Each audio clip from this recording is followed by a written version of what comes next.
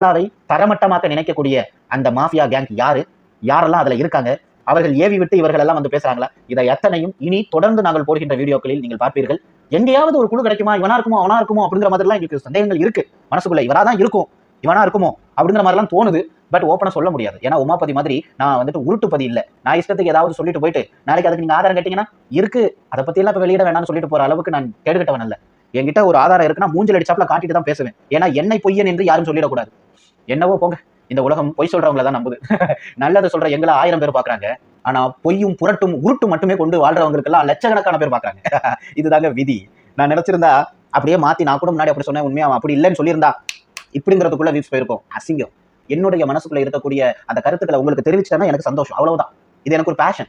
மனசுக்கு துரோகம் இல்லாமல் வாழணும் என்று ஆசைப்படுகிறேன். இதுல சம்பாதிச்சுதான் பெரிய ஆள் ஆகணும்னு அவசியம் இல்லை. ஆண்டவன் படிப்பை கொடுத்திருக்கான், அறிவை கொடுத்திருக்கா, உட்கார்ந்து உழைக்க போறோம். என்ன அதையும் மீறி ஆண்டவன் வந்துட்டு கொடுத்தானா வாங்கிக்க போறோம். ஆனா அதற்காக உழைத்து ஒரு நல்ல மனுஷனுடைய வாழ்க்கையில மண்ணள்ளி போட்டுதான் என் வாயில சோறு போகணும்னா தேவையே இல்லைங்கிற. நான் யாரை குத்தி பேசுறேன்னு பலருக்கு புரியும். பாலாவை தவறாக ஏன் பேசுறீங்கன்னு எனக்கு தெரியல. பேசுறவங்க யாரும் ஆதாரத்தையும் கொடுக்கல.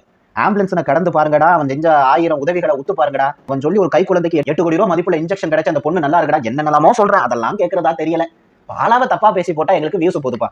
வாழுங்கடா, நல்லா இருங்க. ஆனா ஆண்டவன் இருக்கான், ரொம்ப ஆடாதீங்க. கண்டிப்பா ஒரு நாள்